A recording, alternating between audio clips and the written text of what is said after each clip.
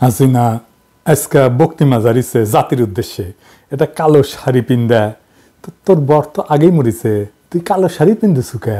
দেখে ভাবলাম যে তোর নাগর মরিছে, পরে দেখলাম না মরে নাই। তোর বক্তিমা সিনা ওকে অনেক গাল পাড়ার ইচ্ছা ছিল, পারবো না, কারণ উই একটা মেডিকেল মার্ভেল। কেন মেডিকেল মার্ভেল মানে ডাক্তারি বিদ্যায় একটা বিষয় কেন, এটা পরে কমুনি। কেমন জাউরা দেখেন, কয় মাইয়াদের উপরে হামলা করছে নাকি আন্দোলনকারীরা। শোনেন, মেয়েদের হলে ছাত্রীদের উপর আক্রমণ করা হয়েছে এবং লাঞ্ছিত করা হচ্ছে। মানে ওই কভার চাচ্ছে যে ওর ছাত্রলীগের নেত্রীগণে যে থেরাপি দিচ্ছে না হাঙ্গারে মাইয়ারা, সেটা তো থেরাপি তো দিচ্ছে মাইয়ারা। হ্যাঁ, তাও তো মারেনি, কান ধরে উদ্বাস করেছে আর খুঁটিত বেঁধে থুইছে। এডিটর সাহেব দেখান না।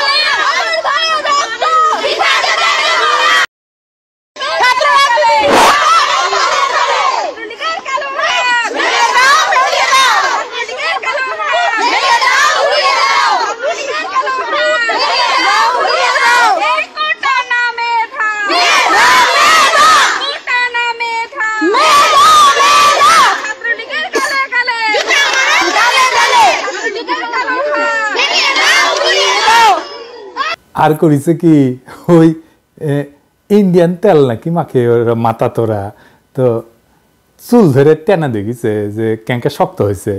আর তোর কুত্তারা তো হাঙ্গারে মাইয়াদের গায়ে হাত তুলিছে, শুধু হাত তোলে নাই, রক্তাক্ত করেছে। তো হাঙ্গারে মাইয়াদের হাতে তুলে দেবো, ওই বাহিনীর হাতে তুলে দেবো। এইটা সাহেব দেখান কাদের কাদের আমরা চিহ্নিত করছি, এক এক করে দেখান। দেখেছেন? দেখেন, দেখেছেন? দেখেন, দেখেন, দেখেছেন? দেখেন, দেখেছেন? দেখেন, দেখেছেন? দেখেন।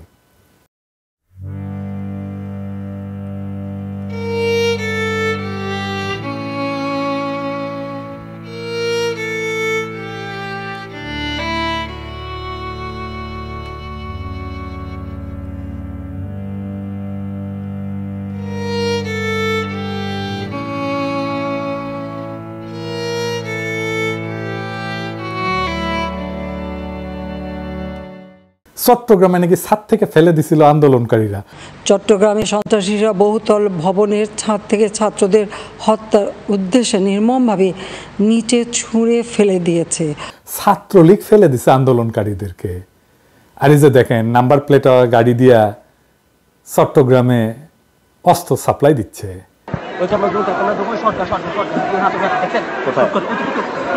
গাড়িটা দেখেন,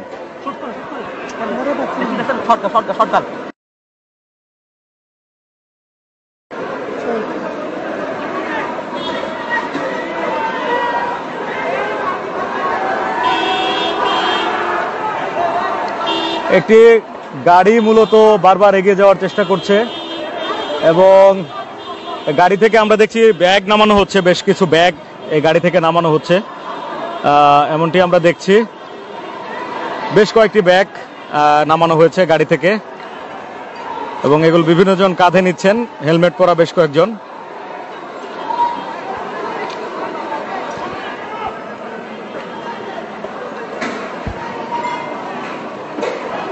উই আসলে মানুষ না, ওইটা ডাইনি, একটা রাক্ষসী। কয় অ্যাম্বুলেন্সে নাকি হামলা চালাচ্ছে। সাধারণ পথচারী, দোকানিদের আক্রমণ, এমনকি রোগীবাহী অ্যাম্বুলেন্স চলাচলে বাধা প্রদান করা হয়। তো দেখেন তো জাহাঙ্গীরনগর বিশ্ববিদ্যালয়ের শিক্ষক কি কয়, অ্যাম্বুলেন্সে কারা হামলা চালাইছে, কারা নির্দয়ভাবে ছাত্রদের উপরে হামলা করছে। পুরো পুলিশরা শিক্ষার্থীদের সাথে ব্যবহার করছে, সেটা মানুষের পর্যায়ে ৭১ সালে এই ব্যবহার হয়েছে কিনা আমরা জানি না। আমরা অসুস্থ শিক্ষার্থীদেরকে রেস্কিউ করতে পারছি না, রেস্কিউ করতে অ্যাম্বুলেন্স নিয়ে আমরা মুভ করতে পারছি না, পুলিশ অ্যাম্বুলেন্সে হামলা করছে। এটা হতে পারে না। আমি সারা দেশের মানুষকে আহ্বান জানাবো, আপনারা দেখুন জাহাঙ্গীরনগর বিশ্ববিদ্যালয়ে কি হচ্ছে আমাদের ছেলেমেয়েদের উপরে, কি নারকীয় ভাবে আমাদের ছেলেমেয়েদের উপর হামলা হচ্ছে। আমাদের কিছু বলার নাই, আমরা সহ্য করতে পারছি না, নিতে পারছি না। আমরা কিছু লোক এখানে দাঁড়িয়ে আছে, আর আপনারা আমরা নিতে পারছি না। আমরা শিক্ষক, আমরা দলদাস না। বিশ্ববিদ্যালয়ের ক্যাম্পাসে এইভাবে নির্মমভাবে হামলা হবে শিক্ষার্থী, হাজার হাজার শিক্ষার্থীদের উপরে, এটা মেনে নেওয়া যায় না। এটা সভ্য দেশে হয়তো সভ্য সমাজ হতে পারে না।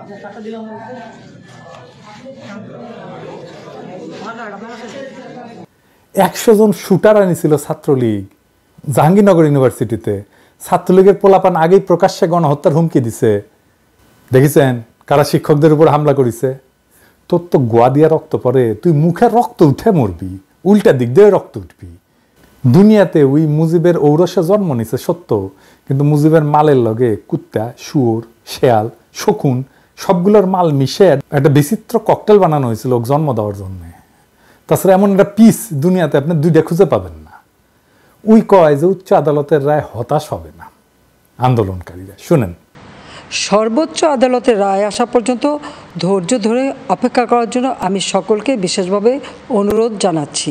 তাদের হতাশ হতে হবে না। তুই কেমনে জানলো কি রায় আসবে? শুনেন, আমার বিশ্বাস আমাদের ছাত্র সমাজ উচ্চ আদালত থেকে ন্যায় বিচারই পাবে।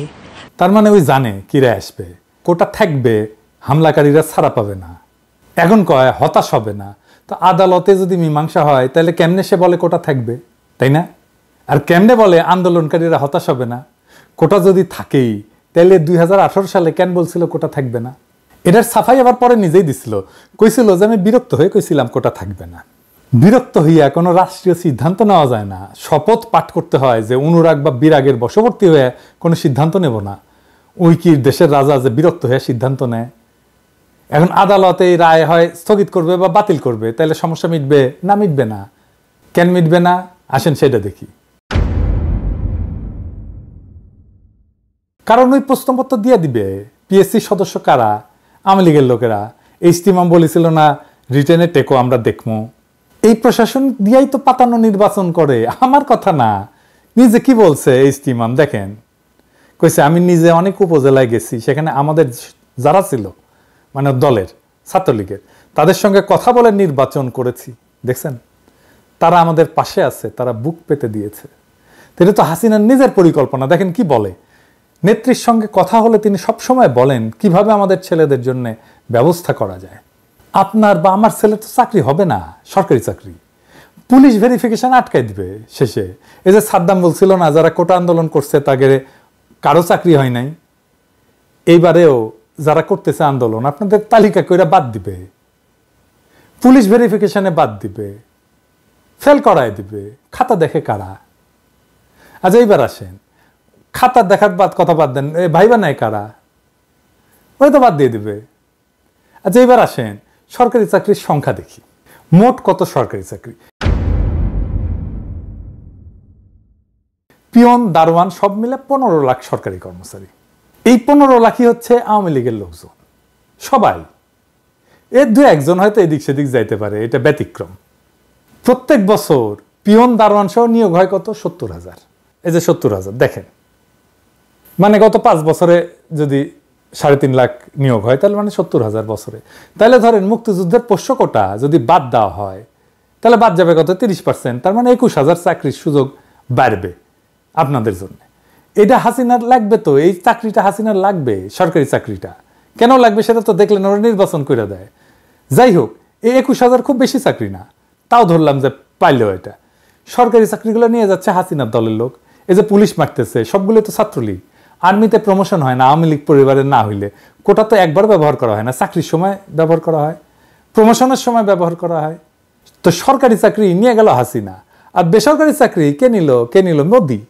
সেগুলো তো আরো বেশি বেতনের চাকরি, $10 বিলিয়ন নিয়ে যায় প্রত্যেক বছর ইন্ডিয়ানরা। এই টাকায় মাসে গড়ে $1,000 বেতন যদি দেওয়া হয়, $1,000 মানে কত এখন আমি জানি না, 1,30,000 টাকার মতো হবে হয়তো মাসে। এইরকম 1,30,000 টাকা বেতনের চাকরি আপনি কতগুলো পাইতেন জানেন? 8.5 লক্ষ চাকরি দেওয়া যেত, বাংলাদেশের কোনো বেকার থাকতো না। হিসাবটা দেখেন। কোটা শুধু মুক্তিযোদ্ধা কোটা না, ভারতের কোটাও তো আছে, তাই না? আছে না? ওই যে আওয়ামী লীগের মধ্যে ভারতের এমপি ক্যান্ডিডেট থাকে, যে শুনেন শেখ হাসিনা বলো আমি শেখ হাসিনার প্রার্থী, এটা তোমাকে মনে রাখতে হবে। আমি ভারতের প্রার্থী, তোমাকে এটা মনে রাখতে হবে। আমি এখানে হারার জন্য আসিনি। তো এখন আমাদের করণীয় কি? এখন তো কাঁঠাল রানী তার বিডিআর, র্যাব, পুলিশ, ডিবি এই দিয়া হোস্টেলগুলো, হলগুলো ফাঁকা করে দিছে, তাই না? এই আন্দোলন এখন জনতার আন্দোলনের রূপ নিচ্ছে। দেখেন রিকশাওয়ালা ভয় ভেঙ্গা কি বলে।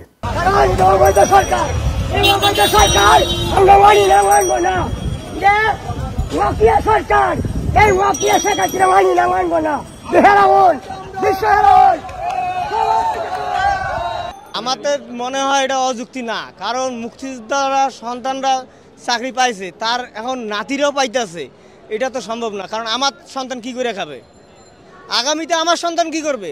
আমার সন্তানের তো প্রাপ্য আছে, মেধাবী যখন হবে তখন আমার সন্তানের তো একটা সরকারি চাকরিজীবী আশা থাকে। বা আমি যে রিক্সা চালায়া আমার সন্তানক এত কষ্ট করে মানুষ করে মেধাবী ছাত্র বানায়া যদি তার চাকরি না হয়, সেও যদি রিক্সা চালায়, তাহলে এই শিক্ষার কোনো প্রয়োজন নেই আমাদের দেশে। দেখেন শিশুরা যুক্ত হচ্ছে আন্দোলনে, বাসা থেকে পানির বোতল দিচ্ছে, দেখেন শিশুরা চকলেট দিচ্ছে। নারীরা, ছাত্ররা কিভাবে কমিটমেন্ট নিয়ে মাসে নামতেছে, কিভাবে আর্গু করতেছে, দেখেন নারীরা কিভাবে আর্গু করে। সবাই কোটার পুলিশ, সবাই কোটার পুলিশ। আমি আপনার বিশ্ববিদ্যালয়ে জানতে পারি, এক্সকিউজ মি, আমি আপনার আপনি কি বাবা ঢাকা বিশ্ববিদ্যালয়ে পড়তেন? আপনি ঢাকা বিশ্ববিদ্যালয়ে পড়তেন? ভাই আমার দিকে তাকান ভাই, কত অফিসে আপনার লজ্জা লাগে না ভাই? ছেলে মেয়েগুলোর দিকে তাকান তো, কোনো লজ্জা লাগে না? কালকে খাইছি মায়ের, আজকে যাতে মাইন না খাই, বুকে পিঠে ধাক্কা না খাই, বুঝেন এগুলা? এই আপনারা কি পড়াশোনা মানে দূর থেকে লাগিয়ে পারি না, আমার পুরো মুখে দিতে আমার পিঠের মধ্যে বাড়ি বাড়ি। আজকে আমি চাচ্ছি ধারে কাছে সেরকম করে হাতাতে করি, এই জন্য নিয়ে বোতলে কি গুলো আসলে মরিচের গুঁড়া। বাবাকে বলে আসছি আজকে যদি মরে যায় আমার রাস্তা থেকে কেউ না তুলে। আমরা ঢাবি স্টুডেন্ট ভাবে মার খেয়েছি, আমাদের ভাইদের যেভাবে মেরেছে, আমি নিজেও ইনজুরিতে আছি। আমি তারপর আজকে আন্দোলনে আসছি, আমরা কিন্তু মানে দমে যাই না, এটা জাস্ট বোঝানোর জন্য যে ইনজুরি থেকে যে উঠে আসছি। যে দেখেন এলাকাবাসীর সাথে কিভাবে যুক্তি দিচ্ছে, বলতেছে আপনার সন্তানের ভবিষ্যৎ আমার হাতে। আপনার মেয়ে 10 বছর পর জব পাবে না, আপনি তখন কি বলবেন? বলেন, জবাব দেন। তাহলে আপনারা আমাকে দেখাচ্ছেন আপনার বাসা এখানে, কিন্তু আপনার বাসা এখানে, কিন্তু আপনার ছেলের ভবিষ্যৎ আমার কাছে।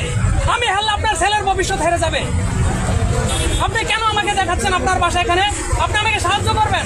হ্যাঁ, আপাতত দৃষ্টিতে আপনার কষ্ট হচ্ছে, কিন্তু সামগ্রিক বিষয় পরিচালনা করলে আপনি যদি 10 বছর 100 বছরের কথা চিন্তা করেন, তাহলে আপনার পুরো পরিবারের দায়িত্ব আমার কাছে এখন। আপনার ভাইয়ের ছেলে, আপনার নিজের ছেলে, আপনার নিজের মেয়ে, আপনার আত্মীয় স্বজনের ছেলে মেয়ের দায়িত্ব আমার কাছে। আমি হেরে গেলে তারা হেরে যাবে, এটা মাথায় রাখেন। আপনার ছেলের বয়স এখন হয়তো 5, এখন হয়তো 10, কিন্তু সে আর 10 বছর পর তার বয়স 20 হবে, তখন সে ভার্সিটিতে চান্স পাবে না কোটার জন্য। তখন আপনি হাই হাই করবেন যে কি করলাম, আমার ছেলে কেন জব পায় না। বাবারা দেখেন কি হতাশার কথা বলতেছে। রাজাকার কথাটা শোনার পরে বলতেছে 7.5 কোটি মানুষ আমরা মুক্তিযুদ্ধ করে স্বাধীন করছি, রাজাকার কয় % ছিল? আমি বিবেরিয়া থেকে আসছি, আমি বিবেরিয়া যাবো, আমি বিবেরিয়া যাবো, এখন তো গাড়ি বন্ধ। আমি তো এখন রাজাকারের সন্তান, আমি তো রাজাকার। আমি ঢাকা বিশ্ববিদ্যালয়ে লেখাপড়া করছি, আমার মেয়ে বিশ্ববিদ্যালয়ে লেখাপড়া করে, আমার ছেলে ও বিশ্ববিদ্যালয়ে লেখাপড়া, আমার ছেলে বিশ্ববিদ্যালয়ে লেখাপড়া করে। 7.5 কোটি বাঙালি এই দেশে দেশ স্বাধীন করছে, 7.5 কোটি বাঙালি, 1% রাজাকার ছিল না। এখন আমরা কি করে সবাই রাজাকার হয়ে গেলাম এই দেশে? কি এটা কি আমরা কি মগের মূল্যকে বসবাস করি নাকি মানুষের দেশে বসবাস করি? আবার দেখেন বাবারা রাস্তায় নামছে, সব বাবাদের ডাকতেছে। দেখেন আমার সন্তান এখানে আছে, আমিও আছি, আপনার বাবাদেরকে ডাকতেন, সন্তান আজকে থেকে এইভাবে রাস্তায় নেমে আসবেন, মুরব্বীরা রাস্তায় নেমে আসবেন, সন্ত্রাসী সংগঠন ছাত্রলীগ আর বাকশালীদের আপনাদের এলাকা থেকে উৎখাত করবেন, জয় বাংলা করে দেবেন।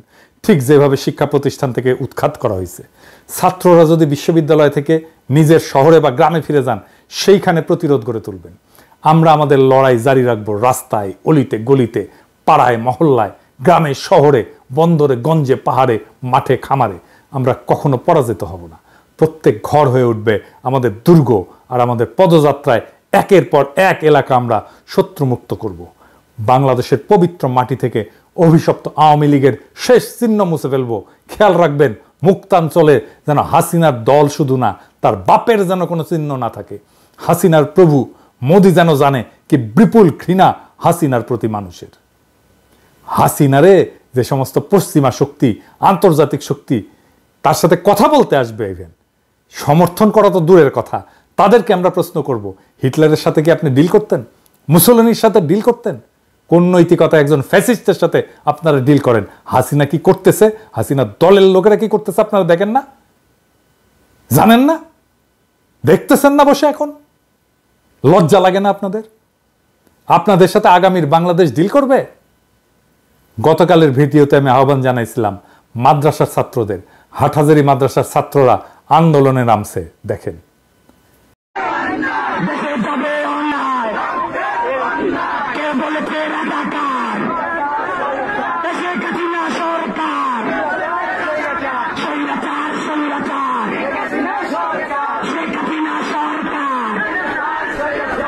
শুক্রিয়া আমাদের ভাইদের।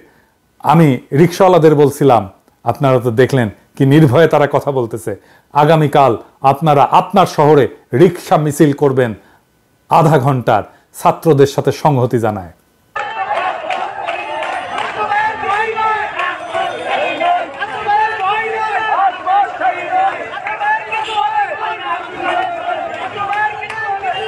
গার্মেন্টস শ্রমিকদের আবারও আহ্বান জানাইব, আপনারা আপনাদের দাবি নিয়ে মাঠে নামেন।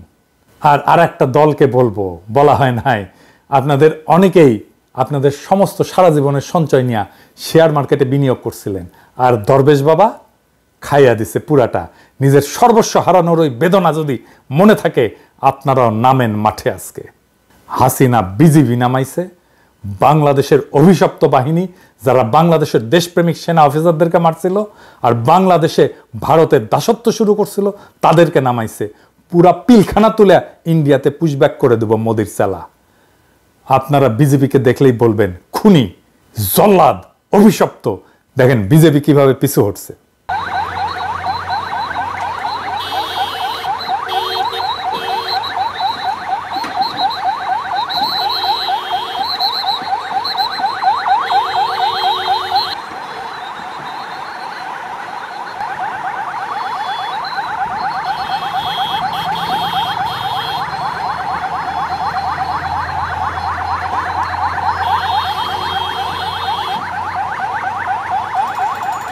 স্যাংশন খাওয়া র্যাব নামাইছে, আর নামছে ভাতের হোটেলের হারুন। এই হারুন না তোর গোয়ার মধ্যে ইন্ডিয়ান মরিচ পটকা ঢুকায় ফুটায় দেবো, তোর ডিবি অফিস বুলডোজার দেয়া মাটির সাথে মিশাই দেবো। কইছি ব্যারাকে থাকবো, ব্যারাকে থাকবো, ব্যারাকের বাইরে এক পাও ফেলবো না। দেখেন ক্যাঙ্কা করে প্রতিরোধের মুখে পালায়।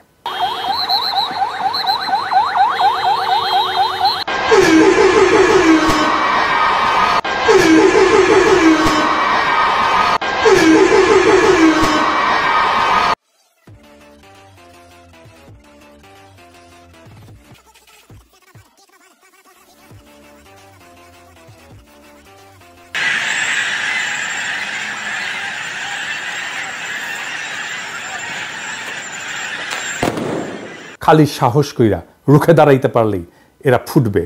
মনে সাহস রাখবেন আর চোখে রাখবেন প্রতিশোধের আগুন। মনে রাখবেন শৃঙ্খল ছাড়া আমাদের হারানোর কিছু নাই, কিন্তু আমরা অর্জন করতে পারবো বীরের জীবন। ওরা একবার আমাদের হটাবে, আমরা আবার সংগঠিত হয়ে তরঙ্গের পর তরঙ্গের মতো বারে বারে ঝাঁপায় পড়বো, যতদিন খোদা তাআলা আমাদেরকে বিজয়ী হওয়ার তৌফিক না দেন।